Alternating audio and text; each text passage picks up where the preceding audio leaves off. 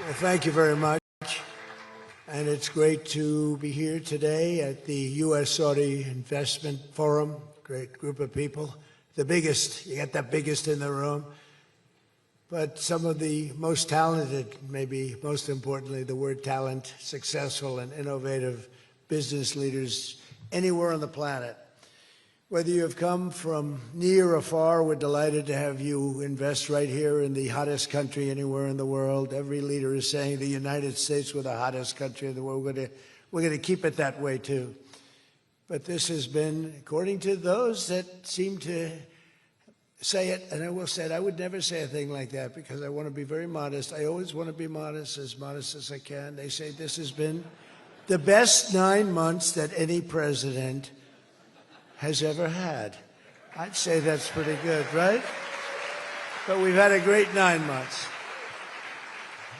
Now we have to do it more than a few more times. We just have to keep it going. We'll keep it going. I want to thank my friend, a great gentleman, Crown Prince Mohammed of Saudi Arabia, for his bold leadership and deep commitment to the ties between our two countries. Thank you. Thank you. Great gentleman. Yesterday, we had a phenomenal visit at the White House celebrating the 80-year bond between the United States and Saudi Arabia. We ended with an unbelievable show last night in a room that was far too small, but the next time you're here, you'll have a much bigger room. It's going to be much bigger. I made more enemies last night by we had 119 people. That was a record for the room. So they've wanted for 150 years. They've been clamoring for a ballroom at the White House, and we're giving them one. We're giving them one plus, and it'll be something. But you'll be here. You'll be among the first, if not the first, if you'd like. You know, we'll work it out. But you had a lot of people that wanted to be there. They really would have witnessed something that was really incredible. The entertainment last night was incredible, including our great opera singer, but including the military, the talent and the military musically is also incredible. So it was great to be with you last night. I think it was something to behold. We officially designated the kingdom yesterday as the major non-NATO ally. That's a big deal. It's actually a very big deal.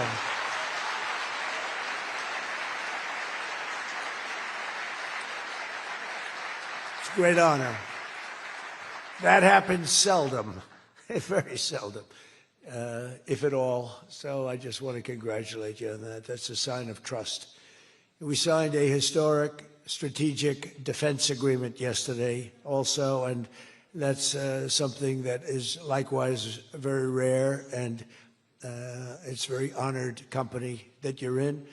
And we're going to be selling Saudi Arabia some of the greatest military equipment ever built. We build the best military equipment in the world by far. That's why we do the most business, including nearly 300 American-made tanks is what you're buying, among many other things, the airplanes, and we're working on getting that approved very quickly. It's already approved, but don't worry.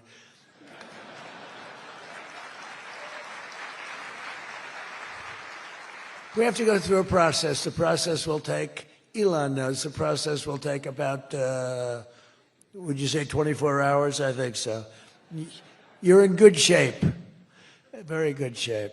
The partnership between our two nations is among the most consequential in the entire world, and together the Crown Prince and I are making an alliance stronger and more powerful than it's ever been before. We've had good relationships and frankly not good. You didn't have a good relationship with Barack Hussein Obama. You didn't have a good relationship with Sleepy Joe Biden. But you had a great relationship with me, and now it's as good as it was, probably even better if you think about it, because we took the dark cloud away from your country. It was called Iran and its nuclear capability, and we obliterated that very quickly and strongly and powerfully. But that was a real cloud over the whole Middle East, and now they want to make a deal. They want to make a deal. They want to see if they can work out a deal with us, and we'll be doing that probably. But that was a terrible cloud that you had to live with for a long time. 22 years they were thinking about doing that, the B-2s. That was even before the B-2s. Those B-2s, what machines they were, they flew in, they were undetectable, and they dropped their payload, and every single bomb hit its exact mark, which was a shaft going deep into the mountain. And every single one of them hit, and it was total obliteration. And then I was criticized by some of the fake news for saying the word obliteration was too strong, perhaps. They had no idea. Nobody saw it. 3 days later, when the Atomic Energy Commission went, they said it was total obliteration, beyond obliteration, they said. But they want to make a deal. We'll see what happens. This week, our countries also signed groundbreaking agreements on civil nuclear energy, critical minerals, and artificial intelligence. And I want to congratulate a lot of the great American leaders, business leaders that are in the room. And you'll do a great job for Saudi Arabia and for a lot of other people in the room that are buying your product, taking your product, and using your product. All of that is in addition to the $600 billion investment in the United States that Saudi Arabia announced during my unforgettable visit there last spring. Well, I said, could you try and get that up to $1 trillion? And yesterday, the Crown Prince announced that the number that they'll be investing in the United States is $1 trillion. So that's really an honor.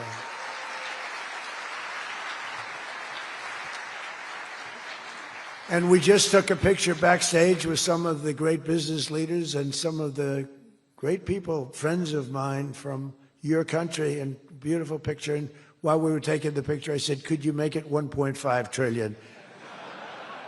So he's got something to think about. I don't know. We'll get something. I think we'll get something, Scott, right? But many of you in the room are playing a key role in making these projects happen, and we're told that $270 billion in agreements and sales are being signed between dozens of companies, and that's just happening today, $270 billion. That's big stuff. So on behalf of the thousands of American workers who I care about most, I want to thank you for bringing all those jobs and all those great opportunities to America and bringing great wealth to America. We've become a very wealthy country. We have a couple of little things. We're waiting for a decision. We hope that's going to be good, but if it's not, we always find ways, we find ways, but we've done things that nobody thought were possible, and we're taking in trillions and trillions of dollars. Tariffs have been, frankly, the best thing that's ever happened to our country. They've always been used against us, and we never had people that were smart enough to use them in the opposite direction. But now you do, and we have taken in trillions of dollars, and it's been absolutely amazing. We're going to be doing a dividend to the people, low and middle income, moderate income people, of at least $2,000. In addition to that, we'll be paying down debt very substantially. It's the kind of money we're taking in. And really, countries that took advantage of us are no longer taking advantage of us. Some of our friends treated us far worse than our enemies on trade anyway, and we've got that all straightened out. And everybody's happy. They respect us again. It's like one of those things. I think they like us better, and they actually respect us, and it works out much better for us, too. But I especially want to thank our numerous Saudi friends here today, including the ambassador to the United States, a friend of mine, Princess Rima. Thank you very much. Great job. Great representative you have. You sent a good representative. And many distinguished ministers and members of the cabinet, governor of the Public Investment Fund. Where's Yasser? Yasser's here someplace. Sometimes I see him dressed both ways. I don't know. It's cooler that way. I'd dress that way if I could. Yasser's terrific. He's a terrific man, actually. So thank you very much, Yasser. And Secretary Scott Bessent, who's been fantastic. Where's Scott? We're thinking about him for the Fed, but he wants no part of it. He likes being Secretary of the Treasury. I think we'll leave him. So let's cross your name off, right? Officially, right? Remember, you said that. I love the Fed job. To me, it's the easiest job in the world. You play golf for 28, 29 days, then you go and make a little speech, tell everybody, in the case of the current guy, the wrong information because he has no clue. But if you have good instincts, it's all based on instincts. I see they want to hire 3,000 economists, 3,000, to report to the Fed chairman. What are they going to do? Take all this information? 3,000 economists. That's why they're spending $4 billion on renovating a building that should have cost $25 million to do. They should have spent $25 million. They're building a basement into the Potomac River. I could have told them that's very tough to do and it doesn't work and it's very expensive. But they're up to $4 billion headed by this clown. But we have 3,000, think of it. They want to hire 3,000 economists. So they took a poll and they interviewed 71 people. And of the 71 people, 2 people got it right. 2 people. One was a great economist whose name I won't tell you because I don't like him personally, but he is good. And the other one that got it the most right was a man named President Donald J. Trump. Do you believe it? Everyone else was wrong. And I didn't have an economist. Well, I had Scott. But we got it right, didn't we? Huh? We got everything right. Doug Burgum, where's Doug? Will you please drill a little bit faster? Between him and I'll tell you, you and Chris was great on television, and he's setting records. They're setting records, but I'll never be satisfied. Drill, we got elected. Drill we must, I called it. Drill, baby, drill. Con Edison, a great utility from New York many years ago, they used to have it said, drill we must and dig we must. So when they were digging in a road, they'd have a sign, dig we must. Well, now we're putting those utilities to shame because I'm allowing all of those AI plants that are being built to build their own electric generating force, and they're building them like nobody's ever seen, and they're coming up with ideas and new contraptions like nobody's ever seen. And this way they can't blame me for not producing electric. I said, you produce it yourself. And actually they didn't believe I was saying that because nobody ever thought of a thing like that. They're building a massive plant. They were going to hook it up to a 200-year-old grid. And that wasn't going to work because there's no way of doing that. No way we could have done that. And I had the idea. This was my idea, approved by a couple of people. I said, why wouldn't that happen? They're building a plant for $50 billion. If you build a shopping center for $50 million, it's okay. It's not a bad shopping center. $500 million, you're talking about top of the line. $50 billion. So when it was first explained, they're spending $50 billion. I said, no, you mean 50 million. No, sir, we mean 50 billion. And then I saw some of them that were the size of Manhattan.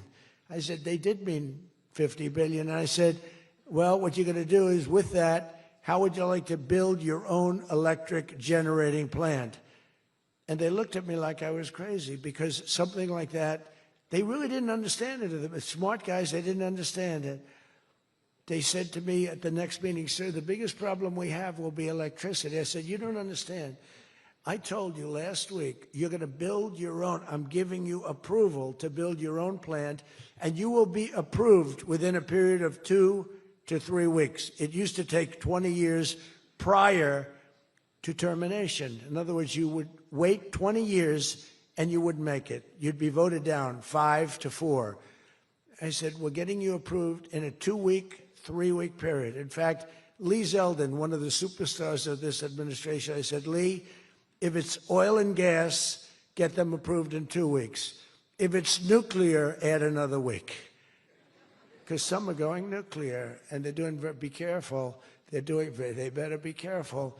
But they are going to be careful. They're the greatest people in the world. So now they come back and they actually believed it. And now they're being approved rapidly. And we have things being built, the likes of which nobody's ever seen. We're leading China by a lot in AI. And we're also bringing auto plants in from Canada and from Mexico. They took them, and they're all coming back. They're all coming back because of tariffs. If we didn't have tariffs, I mean, they like the fact that we won the election by a landslide on November 5th. That helped.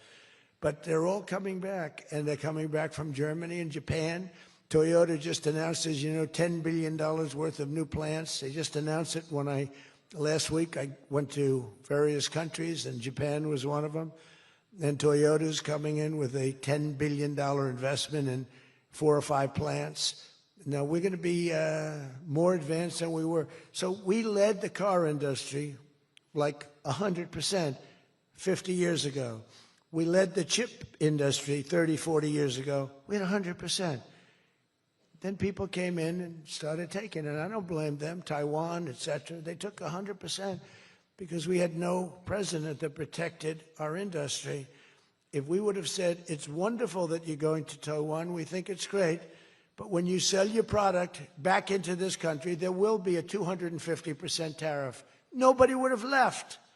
Nobody would have left. And Intel would have been a giant. Intel would have been, where's Jensen? Intel would have blown, well, he now owns a big chunk of Intel. He's got it figured all different ways. Where are you, Jensen? Stand up. You have done such a good job.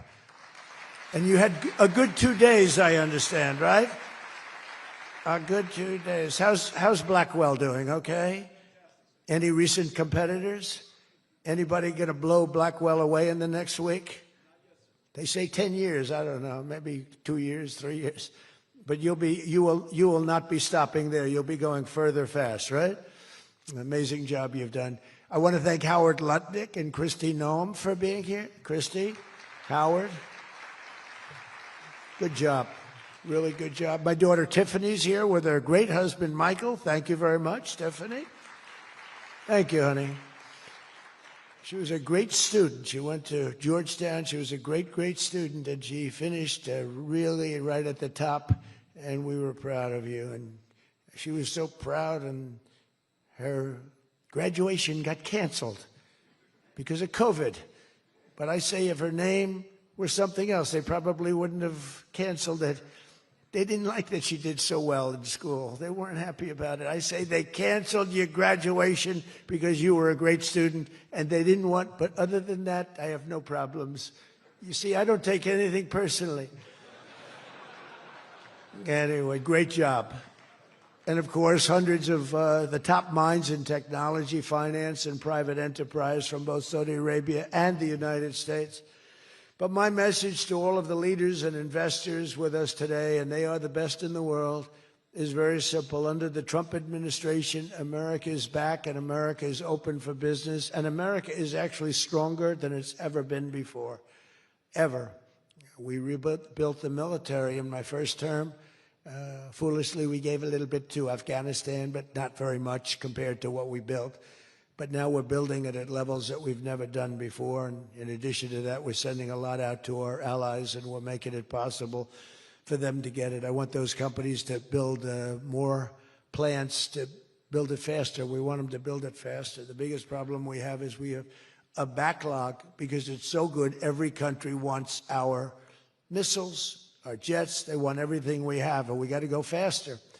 We just have a new plane, the F-47. It won a very strong competition. It's the newest, and that was won by Boeing. Boeing is doing, by the way, Boeing is doing an amazing job of coming back. Kelly is doing a great job. They're really moving, and it's really great to see. But they won the competition for the jet fighter, and they say it reaches levels that has never been reached, both in terms of stealth and speed and everything else that they go by. So they're just completing their factory, and they've already started work on the F-47. How did that number get chosen? I don't know, but I didn't pick it. I did not pick it. It was said, sir, we'd like to present you with the F-47. I said, that's an unusual number. How did you pick that number? After 4 years of economic nightmares under the previous regime, Sleepy Joe Biden, he's a sleepy guy, wasn't he? Think he would have been here today? I don't think so. Americans have rejected the failed, and they were really failed, far left models that you were looking at of high taxes and massive spending, soaring costs, crushing regulations, and trillions of dollars in green new scams. Everything was a new scam, green, green, green.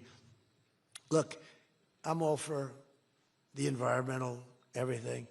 I'm all for climate change. You know, they have a new word, climate change. It used to be global warming. It's global warming. Well, that didn't work. It started coming down. They did the global cooling thing. Then they just said, we can't keep up with this. It's too much. So we'll go perfect words. Climate change. They're covered. If it rains, if it snows, if it's warm, it's climate change is destroying the world. Remember? The world was supposed to have been gone 2 years ago. They gave us 12 years, Howard, to live, right? 12 years. But that was 14 years ago. The world was going to burn up, but it got actually much cooler. These people, it's a little conspiracy out there. We have to investigate them immediately. They probably are being investigated. Their policies punished success, rewarded failure, and produced disaster, including the worst inflation in our country's history. We had the worst inflation in history, and now we have a beautiful normal inflation. It's going to come down over the next few months a little bit more, but we have a nice normal inflation. We had the highest inflation in the history of our country. 9 months ago, our country was dead. But now America is the hottest country anywhere in the world. We're the hottest country. I don't care what country you're with. America is the hottest country considered. And we did this in a period of 9 months.